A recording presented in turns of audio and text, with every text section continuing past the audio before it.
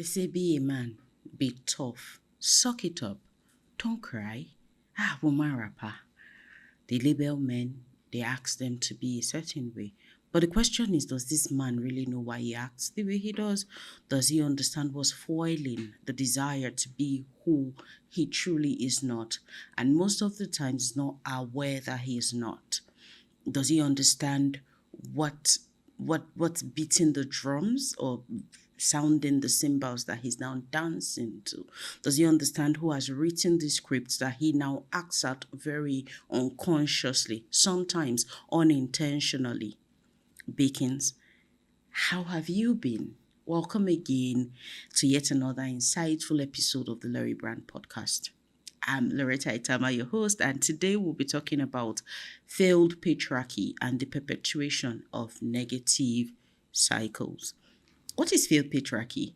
A patriarch is simply a father, but we will not limit it to the context of the family. We'll look at it from father figures, whether they are coaches or mentors or fathers in the Lord, like in the church environment. And failed patriarchy occurs when fathers or male leaders in a family or in the society use power to control instead of nurturing. PK once said, the true test of power is when you hold someone's balls in your hands and you have the power to crush the balls, but you let them go. You see, as patriarchs, as fathers, we misconstrue the power we have over our sons or family, and we misuse, rather, we abuse such power. We feel like we're supposed to be in control. We do not make any conscious efforts at nurturing or building a relationship with our families because we're taught that we're to be revered, we're to be feared. When you come into the home, everybody should sit up, shoulders squared, and be fidgeting just because of your presence. That's faith patriarchy. Suppressing emotions and vulnerability. You see, a man loses his son or loses something very vital. He was supposed to get a contract but couldn't get it because, of course, life happened, right? And he's not allowed to express the emotions because he has to be a man. He loses a game. Maybe he's an Arsenal fan. Don't say I said that anyway. And of course, he loses yet another match, and he's not allowed to express how he feels because he has seen it happen several times. It has been beaten out of him. He's not allowed to express what hurts him because he's expected, in quotes, to be a man. That's failed patriarchy right there. You're repeating harmful patterns that you learned from your own fathers. You see, when we talk about legacy consciousness, we're saying that you are aware, you see that these things have happened to you. You do not want them to get to the next generation. You are standing your grounds and you're saying this ends with me. But when you're unconsciously, unintentionally, most especially, when you repeat harmful patterns that you learn from your father, you are perpetuating the cycle. You are flying the flag very high for failed patriarchy. When you mistake strength for emotional shutdown, a man is not allowed to say that he's scared or he's afraid. You see, he cannot even express it. Sometimes us wives, we ask our husbands questions we are not brave enough to get to hold the answers to. When you ask him what's going on in your head and he tells you amplify the fear more because you were not taught to hold space. And because he has seen it play out several times in his family where he was brought up and even in his nuclear family right now, guess what? He hides. He shields himself. He wants to tell you, but he's afraid of the repercussion of that vulnerability. He wants to say what's going on, but he knows that you will not be able to take it. So he doesn't give it. That's failed patriarchy. And because he has taken on that identity, he has assumed that persona, he has seen it modeled before by the patriarchs in his life, he's living it not even aware, not even conscious of it. And guess what? His sons are looking, and monkey is saying, monkey will continue to do. What are negative cycles? Negative cycles are patterns that repeat themselves across generations. Some people talk a certain way. You see, there was a time I went to pick my daughter from school, and our teacher said they saw my daughter writing, scribbling on the blackboard. And she said, like mother, like daughter. Because of course her mommy likes to teach. She also wants to assume that persona. I am the way I am because I've seen I saw my father growing up several times. Okay, he was a teacher for most part of his life. He would, of course, present papers, talk in public. It was a part of him I really, really, really loved. So when I have now assumed a persona as a teacher myself, I am very, very happy that I borrowed that from him. These positive cycles could actually may have been the reverse. Probably he's a yeller, I see him yell and I take you from him. Now, when we talk about failed patriarchy, it's not always from father to son, or from projected from the patriarch to just the males. Sometimes because of the Oedipus complex, where the daughters are more attracted to the fathers and vice versa, guess what? We as daughters may even want to assume the personality of our fathers. In this case, let's talk about the negative cycles. Silent treatment as a form of communication.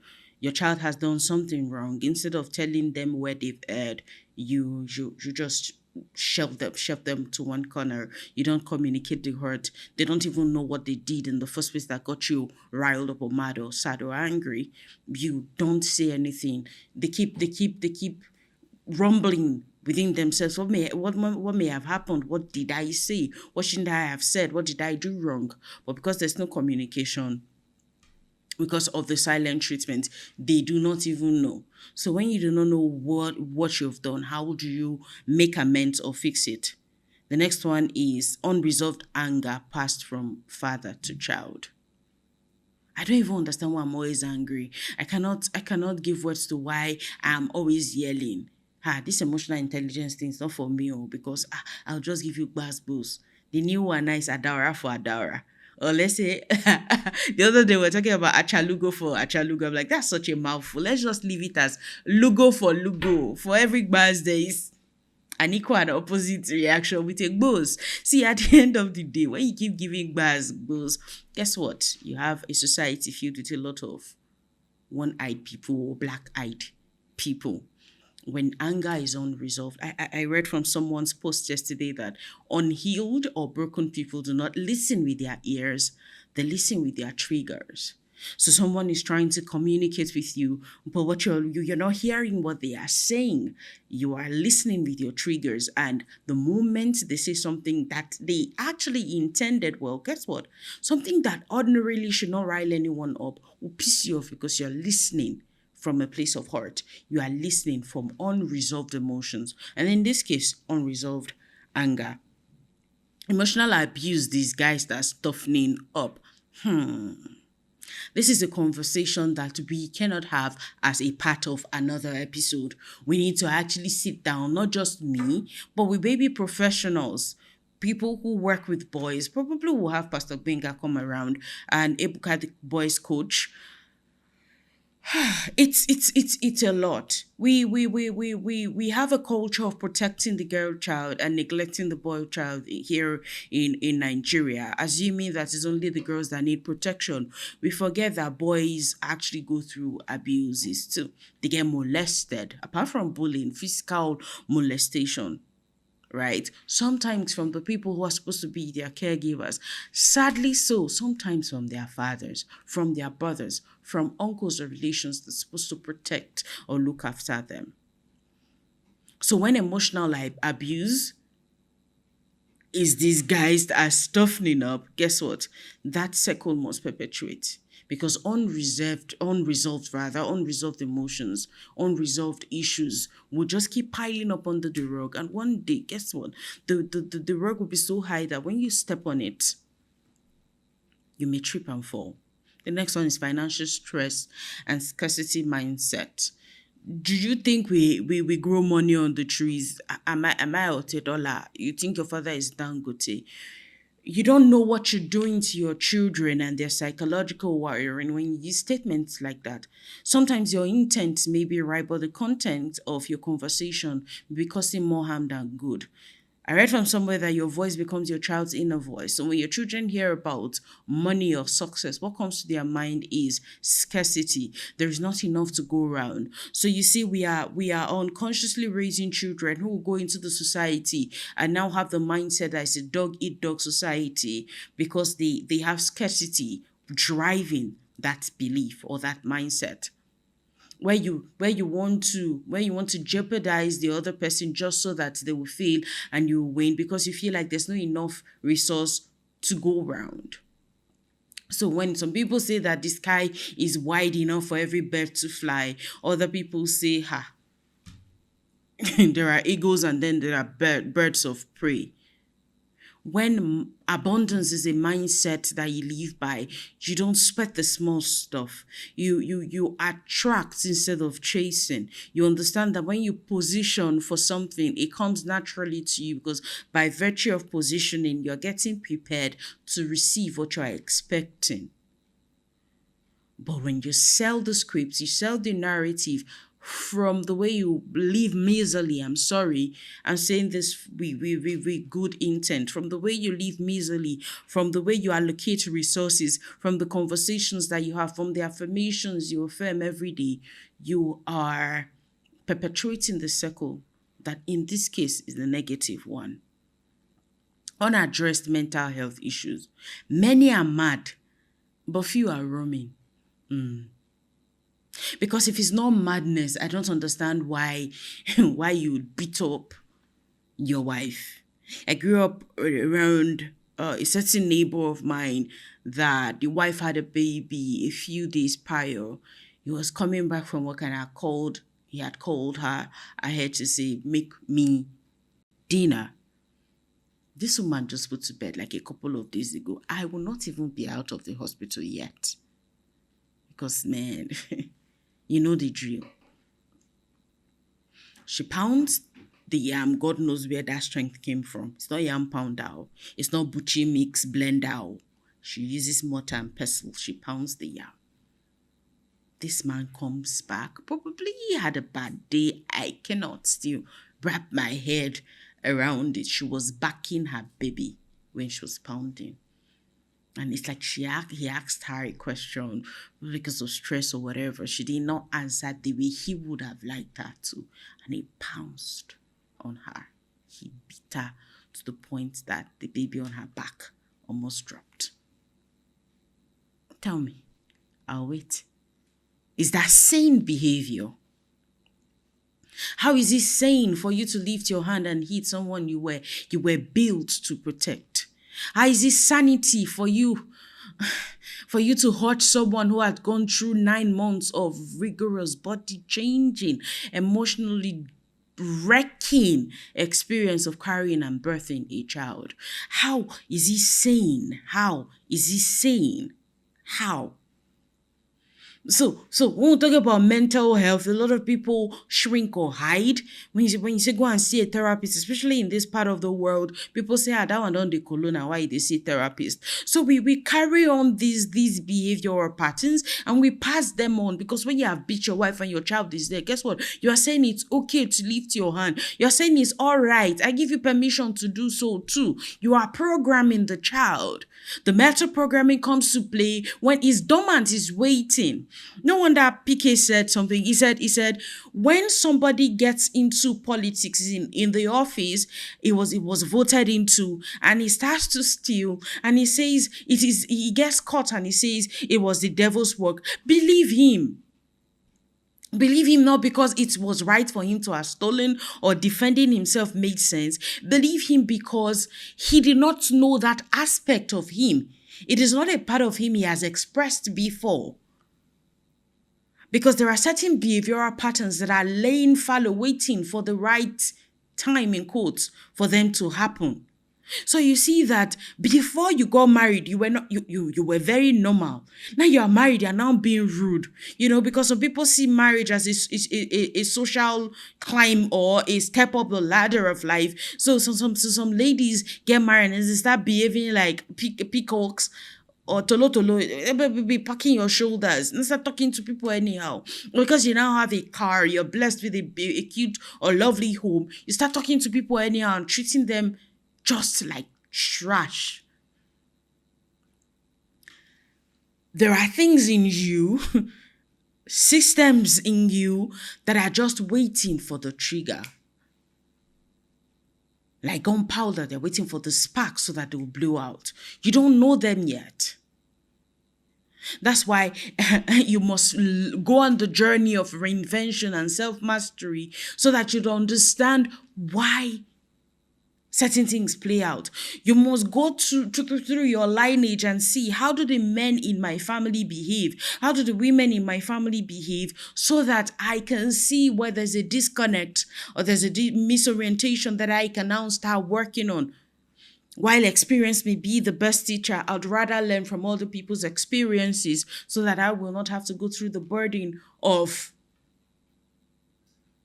everything negative that would come from doing that which I do not even intend doing in the first place, but find myself doing. Let's talk about toxic masculinity that prevents real connection. I'm a man, be a man. Don't you know that men are like this? Don't you know that men, the one that pisses me off the most is men were wired to be polygamous beings. Oh shit. Men are wired like, okay, God now just showed you because I want radio repairers. You now open your sense, you now saw the wire that they used to twist and turn you that made you a polygamous being. And we are adopting the culture of the West when we as Africans populated the world or subsisted because we were polygamous in nature. Why are you not trekking from your house to your office? Because, of course, your father's trekked. Why are you wearing that suit? Why are you dressed up? Why are you not walking about stark naked? Because your forefathers did so. Why are you not hunting with sticks? Because your forefathers did so. So it's okay to selectively go with innovations and the trends of times while still adopting some systems that helped them in the past. It's not of he that will it or he that run it, right? It's of God that shows mercy. Time and chance happens to us all, right? So whatever the zeitgeist of that era was according to the precepts and tenets of what was obtainable then. Your forefathers may have gotten married because they were farmers and they needed a populous home to help them on the field. So now that you have adopted that polygamous script, what farmland do you have that your children are working on?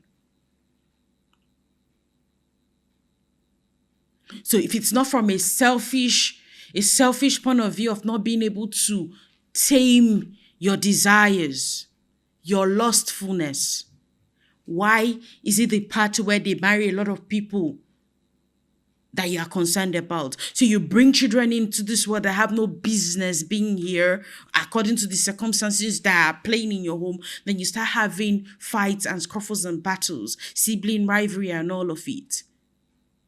If you want to borrow a system, copy it hook, line and sinker. So don't come and start living in the comfort of a civilized world and start playing a script that served in the past. Do it all. Walk the walk with your full chest. I dare you. So if your grandfather was a polygamous man, he lived in a hut, move to a hut. If he had farms and plantations, go have some too. But if you must be in the 21st century, I think we must begin to act like civilized people moving forward. Don't you agree? This one is something that is very, very controversial. Why we try to stay away from controversy, I feel like authenticity demands that we talk about things that really irk us as a society. I'll talk about it because I promised you when we started this show that I was not going to be dishonest. I was not going to give you any fluff I was going to be as authentic and vulnerable as I could be. Let's talk about black taxation. In this context, black taxation is that tax in quotes that you pay, or let's call it deve, like we say it around here, right? You are billed or taxed because of your birth order. Probably you're the oldest son or daughter. Then it now becomes a compulsion, like a compulsory thing for you to pay your younger ones through school, or for you to pay the bills of your parents.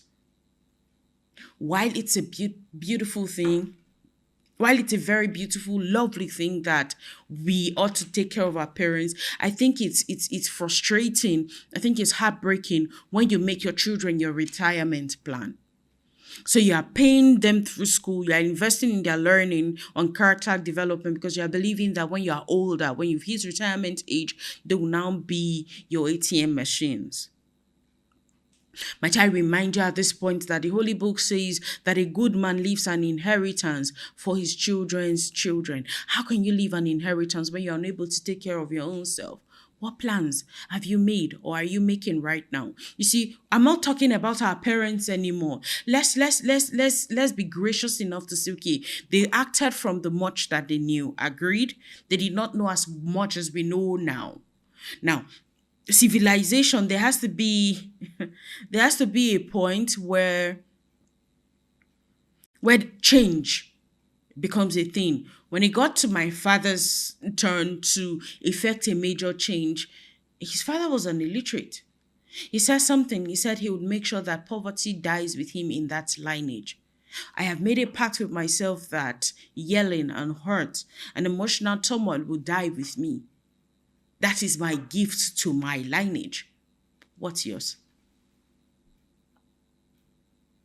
What's yours? Like Mike said in Designated Survivor, he said sometimes change can skip one generation.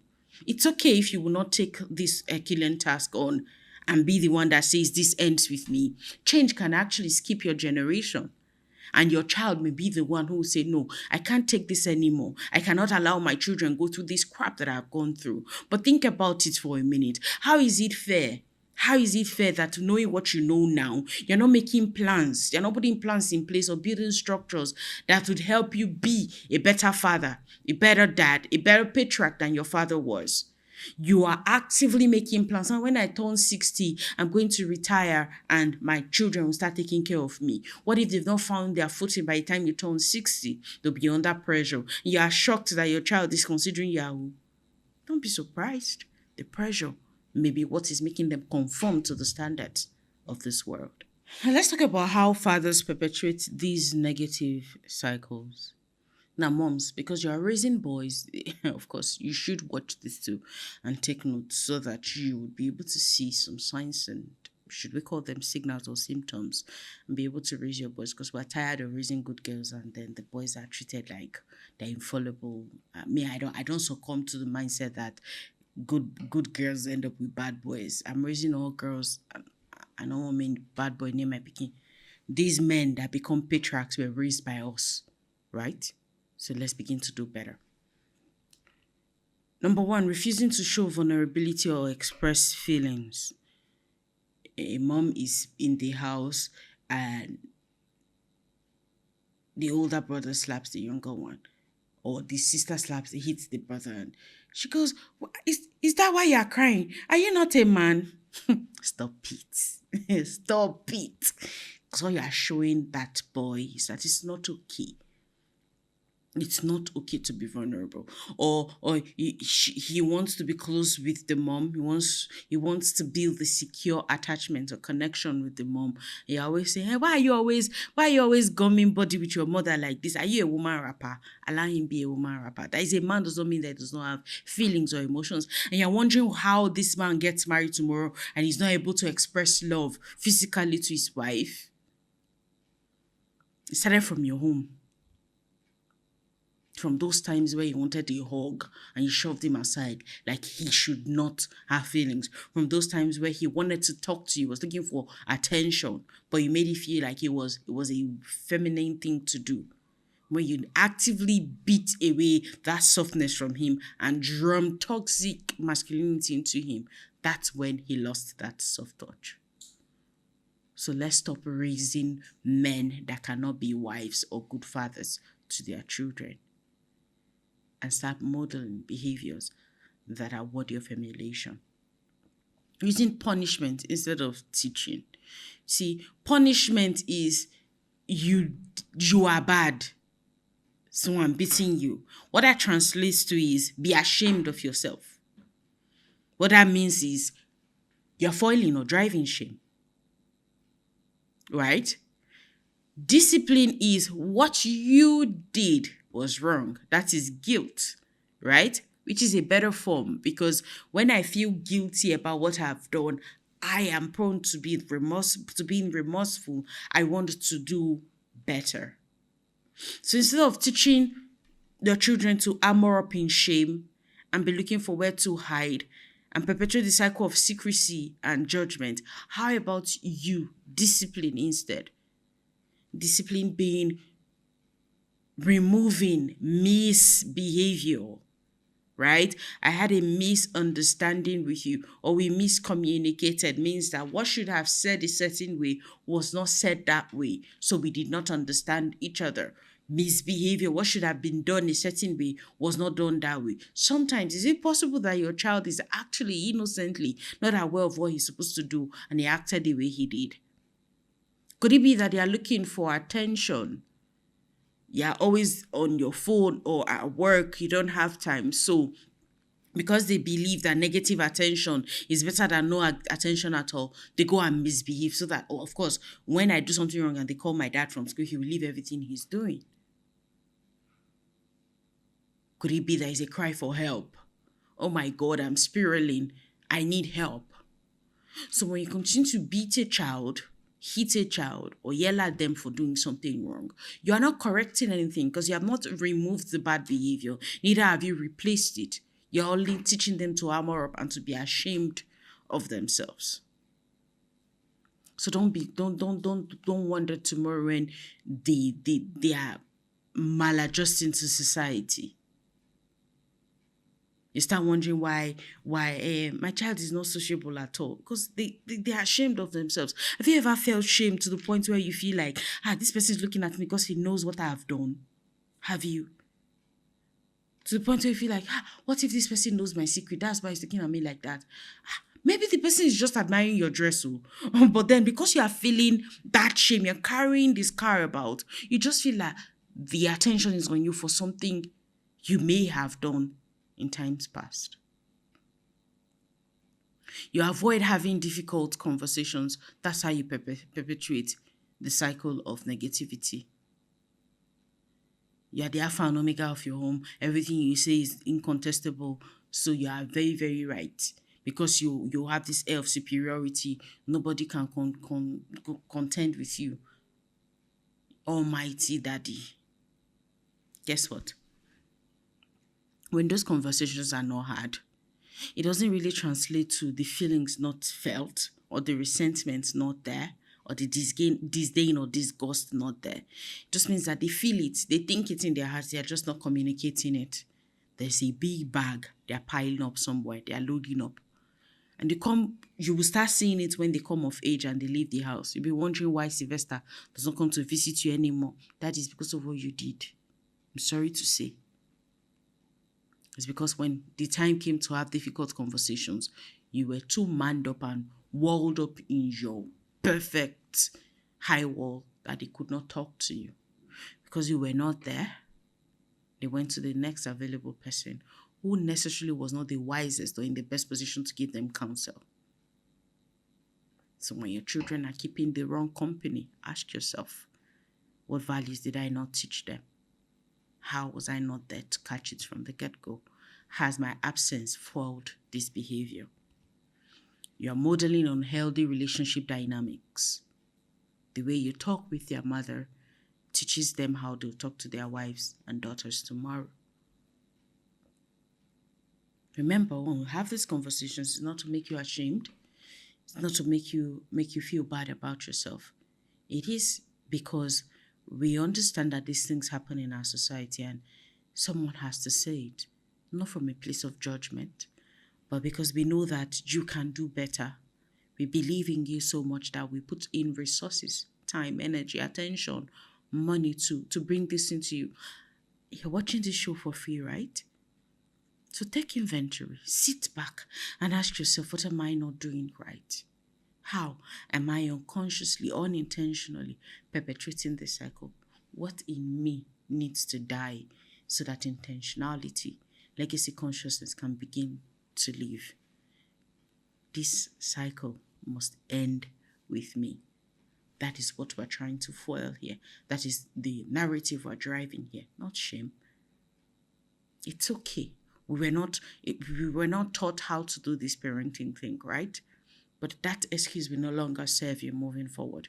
Because while your parents 30 years or 40 years ago did not have parenting academies to attend or podcasts to listen to, the same is not to be said of you right now, right?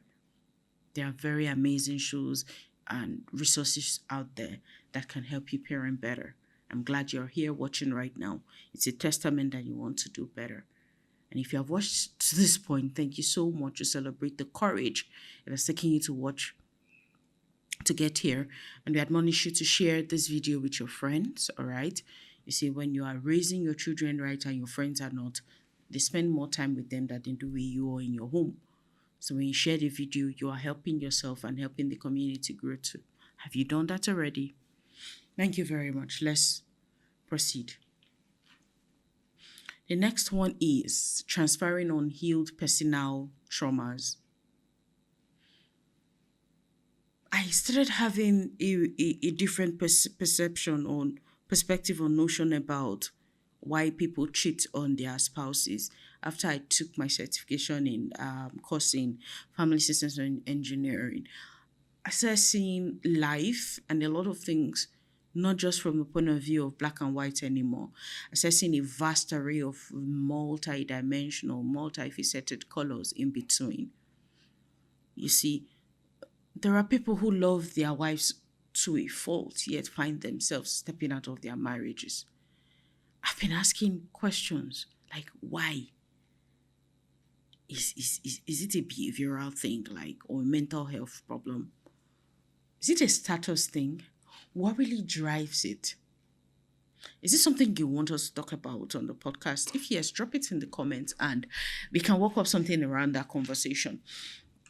But then I'm beginning to see from the point of view of modeling, right?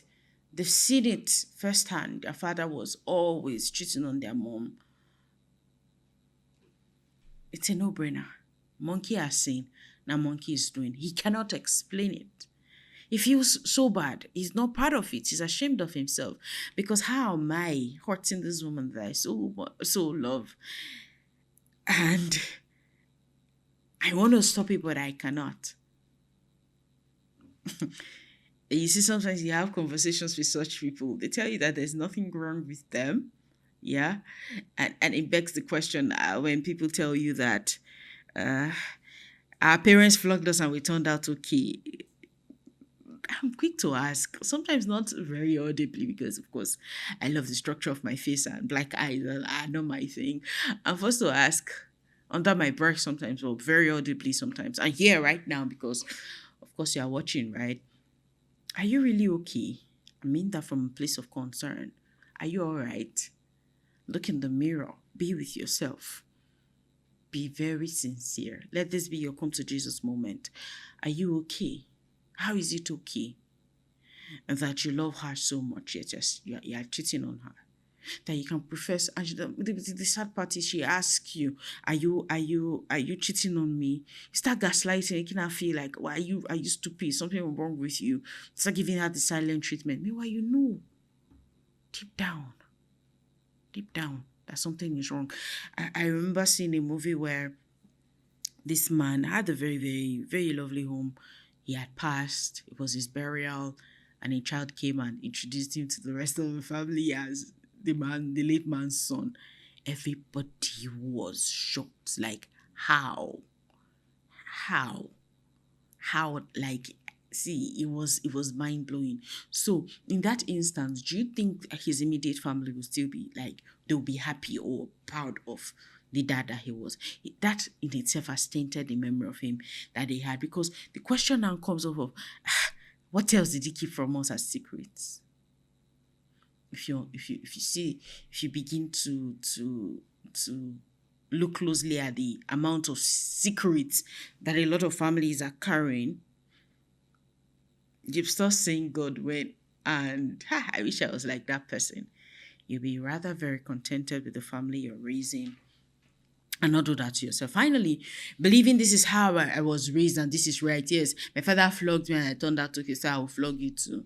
Right? My father yelled at me, he was not there and I was all right. All these things build resilience in us. They are the reason why we are the men we are today. Please. Otogo Pararan, there are different ways, very many different ways of building resilience or adversity quotient in your children. Perpetuating the negative cycle is not one of them. All right? How do you reverse? We've talked about what failed patriarchy is.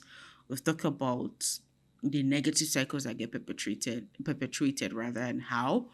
Let's talk about reversing these cycles, right? Remember, we'll not only tell you what the problem is, right? That's not why we're here. We're trying to show you what it is, and of course, we'll give you ways out. Number one, radical self-awareness. Man, know thyself, and to yourself be true. You don't have to tell me. You don't have to leave it in the comments, right? I'm not Mother Confessor. I'm not a priest. Tell yourself the truth. What are you doing right now that you're not proud of? Do you need help? There are therapists and counselors and coaches about the place. Go get help. But first, you must be self-aware enough. You must be very honest and sincere to yourself. Because if you do not tell yourself the truth, no one can. And even when they are trying to tell you, you'll be living in denial. Number two, the willingness to be vulnerable. We were taught these things. It means that whatever was taught can be untaught or unlearned. You can unlearn whatever you have seen that is playing out in your life, but it comes from a place of sincerity. You must be honest first and foremost to yourself and admit that, yes, I did mess up for this thing, no. And be brave enough to ask for help. Professional help or counseling. Ask for help. It's okay too. Because it will save you a lot and help you begin the cycle of healing in your lineage. All right? Wealth that you leave for your children's children is not confined to financial or means or opulence alone. A healed foundation. Children who have no traumas to heal from. Having the right network. Surrounding yourself with only quality people. That in itself is wealth. That is something you can bequeath to them someday. You must learn to have open and honest family conversations. Wives, mothers. I think by now we're beginning to sound like a broken record when we talk about emotional intelligence, right? When we talk about empathy.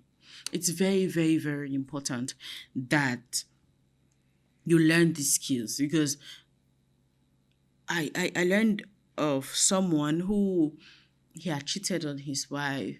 He was feeling very, very sorry, and he called on her and wanted to come clean with her. Of course, it took a lot of courage for him to tell her what had happened, right? And he did. The reaction of the wife is what is still now, like, it still they shock me. Guess what she said? She said, "Why did you have to tell me? Wetin person no dey pain am abi, no dey kill am na shey. Why did you have to tell me? Now I'm going to be living with the memory forever." See, he was devastated. Wait, it's not that I did what I did that is paining you, it's that I told you. He couldn't stop. He just told himself, okay, that was his license to continue. It takes a lot of courage to be vulnerable. You must be brave enough, patient enough, courageous enough to hold space. And when they tell you what's wrong, I know, it's a beautiful thing that you have that relationship with your friends and your family. But when you tell your friends or your family when he has offended you or when he stepped out, and you get to forgive him, let's say you go through all the counseling and everything, remember that your friends will not have forgotten, right? They'll still judge him, they'll still shame him from that perspective. So you must be guarded, you must be stingy with the people who have front row seats to knowing what's happening in your life. If that person is not going to help you be better, if that person is not going to help your marriage heal, if that person is not going to counsel or help or guide you into healing and mending your home, if the person is going to be somebody that will run to you and say, "Man, has come, you should be ashamed of himself, stupid fellow," do you think the person deserves to know? No, I'm not saying be secretive, don't share. I'm only saying, can we be careful who we give front row seats to, especially with such information that can actually mar our homes later. The worst of them all is going on social media to rant, right? After you have ranted, now that your business is outside, who now helped you? You now become a statistic that everybody is referring to, or most people are referring to. Yes, it's okay. As a sovereign state, you should have members in your advisory board, people that you can talk to that have the competence, the ability, the capacity to help you, to guide you, to teach, coach, mentor, or heal you. Other than that, I don't think it's necessary. The rants may be therapeutic in the moment, but the long-term effects of those are not something we want to have, right? You should learn healthy emotional skills. It's not okay that you're always yelling. Are you mad? I used to be always insulting people. It's not all right. It's only in your house. It's not all right. It's not all right. I've asked this question before. If you do something wrong in the office and your boss slaps you, will you be happy? Then why do you now come home and you're slapping your staff and yelling at your children? Something is wrong somewhere. I think we should get in the habit of telling ourselves the truth, or be brave enough to accept it when people come up with the truth to us. Let's stop hiding behind our egos or listening from our triggers. This thing, what is wrong is wrong. What is wrong is wrong. And I believe that they say now tell you say your mouth is man, I love you. So when people come, someone the courage to tell us that we're doing something wrong, please let's accept it and learn from it and be better. All right. The next one is accepting and apologizing for past mistakes. African parents, they will offend you, and the next thing they're coming to say, do you need school shoes? No, I don't need school shoes. I can never need school shoes. Nothing in this world will ever make me need school shoes. Why won't you just tell me I'm sorry and there's rice in the pot? Go and eat it. I'm not hungry. I'm not hungry. It doesn't take much really to say I'm sorry. I offended you. I hurt you. Can you please forgive me? You see, because our children look up to us as this, oh my God, high and mighty, infallible people, as authority figures, they are learning from us. So when we make them see that it's okay to say sorry, they see it as a normal thing, right? But when you offend somebody, it's obvious you offended the person. Instead of saying sorry, you're not coming to ask what the person needs, really, seriously. Used to happen a lot in my home. I hope my father is watching this, because he used to annoy me then. I can even say with my full chest. Because even though I'm his little lawyer, he will not beat me. She now come and be asking me, are you hungry? Daddy, I was never hungry then. You should have said sorry. And since I'm calling out my father, you to send this video to your father too, or your mother. Let them tell you sorry too. Because how about now? You offend us and now we tell us, are we hungry? Is it food you took from us? The next one is actively choosing different behaviors. Discipline is not an emergency, like when Deologe always used to say. You can choose to calm down first. You see, I've come to realize that people are scared of people who are able to behave themselves and be silent when things are like things that can naturally make you want to chop off people's heads. I'll tell you a story. Back in the day when I used to make shoes for sale, there's this shoemaker I had. Not a cobbler, it was not a repairer. He would make them from scratch. I'll tie my baby on my back. I'll go to his shop, and drop my orders. And he'll tell me to come back in 2 weeks. 2 weeks later, me, I'll now carry my two left leg and go there now. Madam, this shoe never ready. Oh. And I already told the customers that the shoes will be ready in 2 weeks and they've paid me. And most of the times, of course, part of the money has gone now, she. Gwenny will now tell me that, can it be that the shoe is not ready? Oh. What will I do now? Carry my baby and be wanting to go. You say, Madam, please shout at me now. Please. I know you're angry. Just shout. Insult me. Tell me anything. May it just come up for your mind. I'm like, why will I shout at you? See, trust me, it's not easy in the spur of the moment to take the high road, because it's not like I don't know how to shout. My mom used to say then that I know how to tell people. She used to call it food for thought. I just know what to tell you that the next 7 days at least you'll be thinking about yourself, because I know that part of me, because we are imaginative and creative, we know how to weave things. I like, okay, I can tell of myself that I'm a wordsmith, right? I know words to put together that will hurt you at levels that, man, would really, really make you feel bad. So because I know that about myself, I actively beg God to bridle my tongue, season my words with salt. Help me say things that build up and not tear down, that bring healing and not strife. Right? I say that prayer every time I remember how very good my mouth is. So if you tell me to shout at it, to yell at it, because this one way you just quiet, so I know say the team paying you. But if you shout, because they already have attributed empty vessels make the loudest noise. That when people come and shout at them, at least they know that this one no go get what he go do. Reminds me of the duck and chicken story. The mother hen was going about with her chicks. The hawk came and picked one chick, and the mother hen was shouting. The hawk took the child and left. Went to the mother, and the mother asked the hawk, when you took the baby, the mother cried. Say, yes, okay, let us eat the chick. 2 days later, hawk sent the son out again, go and hunt. Now went to mother duck and picked a child. When he took the duckling, mother duck did not say anything. Even quack did not quack. But the hawk went to mommy hawk, and mommy hawk said, when you took this duckling, the mother duck shout. He said, no, say, you see this duckling?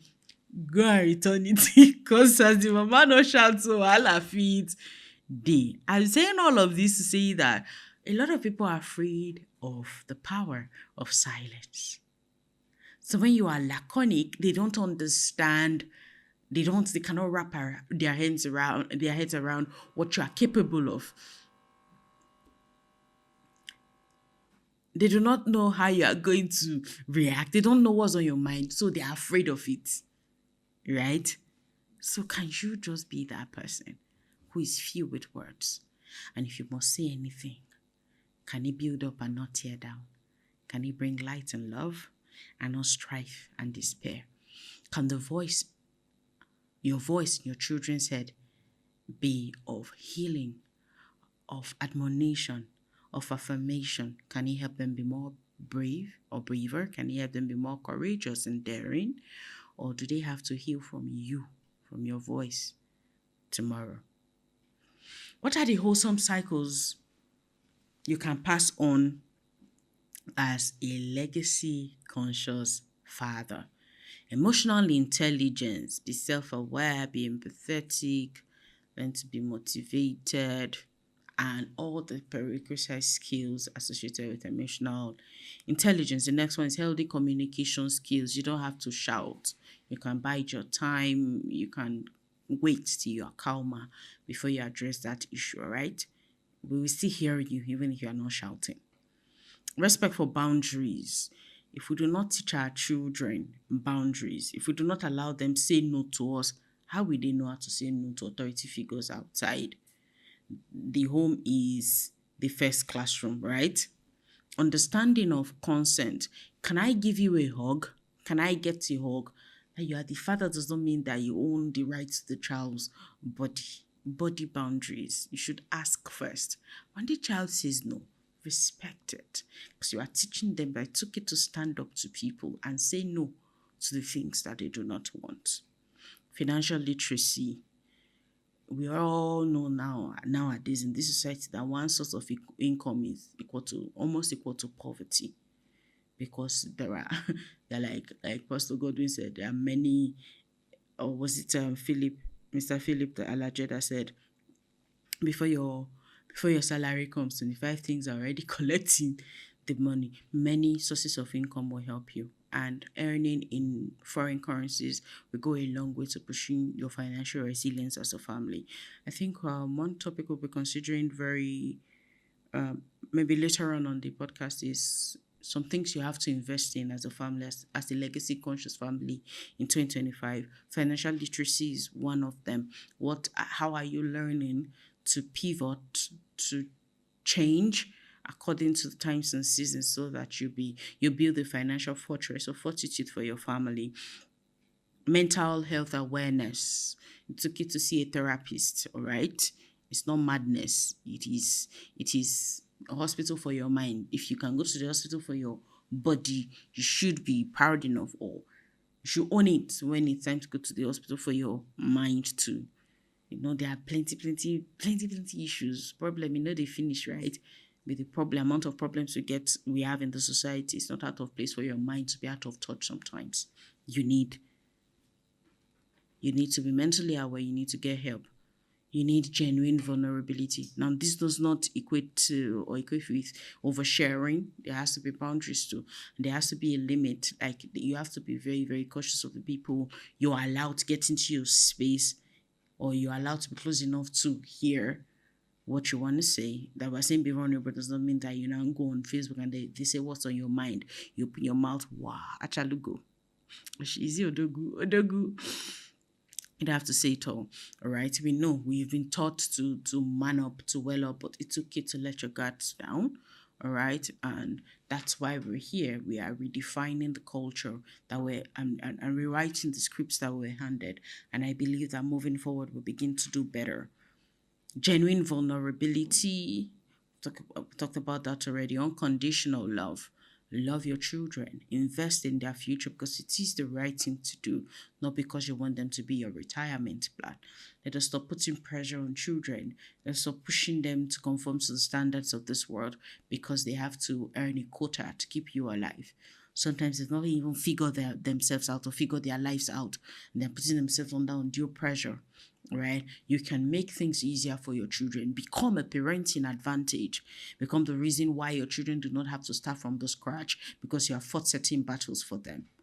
Be the David that built the foundation for Solomon. Imagine if Solomon had to start. We've said this on this show before. Imagine if Solomon had to start fighting lion and bear. You won't have time to be looking at ants now and writing poems and songs and all. You would not have had the wisdom of course that he got, because prayer points they're different according to your needs. He was looking for wisdom because he had people to rule over now. If urgent 2K na your problem, since your prayer point no go be wisdom, she looking for immediate instant gratification. Supportive problem solving, build that wall around them. Yes, we're teaching them to be resilient, to solve problems. But if we do not show them, how would they know? If they say, tell me, teach me, and I will hear, show me, and I will learn. All right. Sometimes understanding, most times, all the times rather, understanding our children's learning styles will help us teach them better. All right.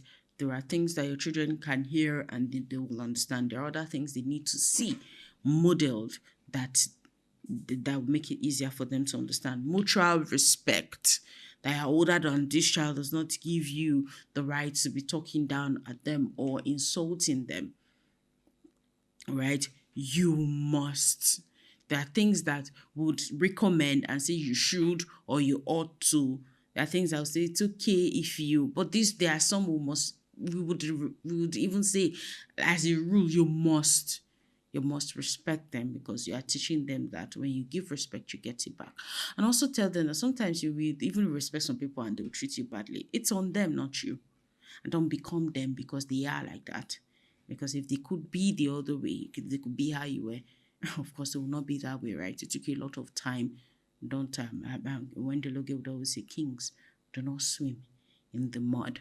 So because a pig is in the mud, that does not mean that you now go and join them in the mud pool and be muddy puddle and then start swimming in there, right? Now that we're here as a society, after all said and done, how can we as a family begin to transform? The first one is personal healing. First and foremost, change begins from you. You must get on the journey of self reinvention and mastery. You must process your own childhood experiences, seek individual therapy if the need arises. You must challenge inherited beliefs. Why am I always doing this? Look through your genealogy. Look through your entire lineage. There are mannerisms, gesticulations rather, and things that you are doing unconsciously that you borrowed from your fathers before you. Put them under great scrutiny and ask yourself, how can I begin to do better? Family healing. Create safe spaces for honest dialogue. You see, when you listen to them when they are young in their banters and chatters, when they are older, they will talk to you about serious stuff. Make them feel okay to talk to you. Make your home a place where communication is a value you hold dear. Practice active listening. Yes, you are busy, we get it, but can you drop your phone for a few minutes and just listen? Can there be hours or time or dedicated to communicating? Or what happened in school today? How did your week go? Ask questions and actively listen so that they will give you feedback so you know what's going on in your children's life. Don't be a stranger. Raising empowered children. If your child cannot say no to you, they won't have the courage to say no to people outside. Empowering them will be, oh, daddy, you really hurt me yesterday. I remember, oh my God, the day I snapped at my daughter and she goes, Mommy, you yelled at me. How dare you, Mommy? How dare you? Jesus, take the wheel, take it from my head. Because if I drive knock for that picking head, you're asking me how dare you? Like this 3-year-old tiny someone that I'm looking at like David and Goliath. You're asking me how dare you? But thank God for Christ, because it would have been a good opportunity to give her a knock, to teach her in a pecking order. You are here. Like our inspector said, life is like this. I am here. I am here. And you are. You never even start. We still they use 1, 2, 3. I can count your age on one hand. You're asking me how dare you. It took a lot of courage to walk away that day. I just shook my head and said, you know what? I've promised that I will not hit you. I'm not about to break that promise. But I have to remind myself of that pledge every day because, man, that child came to test me. Teach emotional vocabulary. Sometimes when they're not able to express the way they feel, they throw tantrums, they misbehave because how can I tell you I am hurt when I don't know what hurt means? You see, play games, go on Google, go on YouTube, go on Pinterest. There are a lot of resources that can help you actively teach vocabulary literacy emotional literacy or emotional vocabulary to your children so that when they're able to communicate how they feel you'll be able to help them better. Encourage expressing feelings. Listen to them, don't shut them down. It may not make sense, just say listen, because someday they'll need someone to tell something that makes sense. They need to know that you would always be there. How do you know that negative cycles are repeating or perpetuating?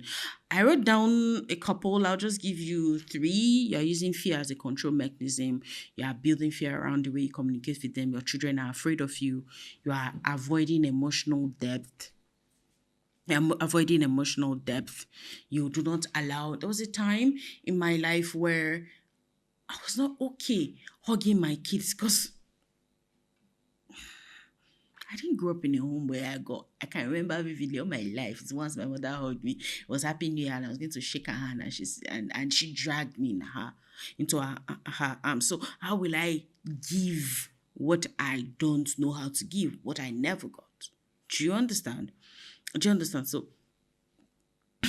we must begin to challenge status quo, right? Why don't I love hugs? I've asked myself several times. And apart from the fact that I didn't get them, I got used to not having them. And some people actually have body odor. You know, come and hug me, your body not be smell. What if you have cocoa? What if you have mouth odor? Anyway, those are my ways of justifying, right?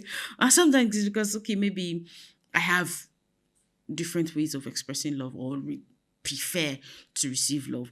Troubleshoot, all right? You know yourself better than anyone, okay? But that I don't love hugs does not mean that I won't hug my children, right? Because what if they do love the things that I don't love? It does not mean that I will not learn to give it. Green flags for healing. What are the signs you begin to see that will show you that healing is taking place? You apologize when you are wrong. African parents say sorry. Oh, shit. Good job, good one. It means that healing is taking place. You show genuine emotions. Remember, you are not oversharing, you are allowing yourself be vulnerable. You create psychological safety, a space where your children are free to talk to you, to communicate with you and tell you how they feel. After all said and done, we've covered quite a lot in this episode, but I believe an hour or so is not enough to unpack everything about negative cycles. And it is in that light, on that note, I'm going to announce to you, I believe for the first time, that we now run a 12-week concentrated coaching program on family systems engineering, where we take you from everything you've heard us talk about negative cycles and whatever else we did not say and everything in between, to a place of healing where you now have a script or a family constitution that guides the way you behave. So it spans for 12 weeks. It is for you who is tired of status quo, who wants to do better, who wants to be better. So if it's a program you're interested in, just drop systems in the comments and someone will reach out to you to tell you how to onboard. I hope you learned something from this episode. I hope you found it exciting as much as I found it when I was putting it together with you. The team and I are grateful for the time you spend watching our videos, for the effort you put into sharing with your friends and loved ones and your frenemies. Thank you so much for always being here. Until we meet again in yet another insightful episode of the Larry Brand podcast, stay excellent and keep parenting today with tomorrow in mind.